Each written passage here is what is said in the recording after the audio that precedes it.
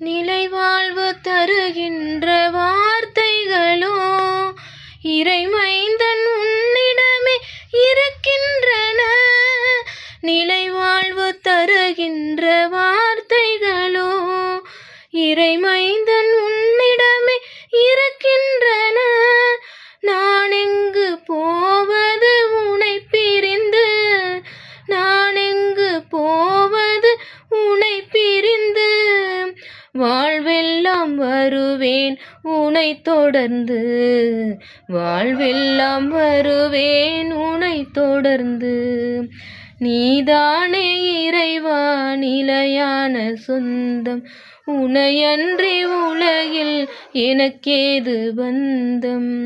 உன்னருள் ஒன்றே எனக்கு தஞ்சம், உனையென்றும் பிரியாது ஏழை என் நெஞ்சம், உனையென்றும் பிரியாது ஏழை நெஞ்சம்.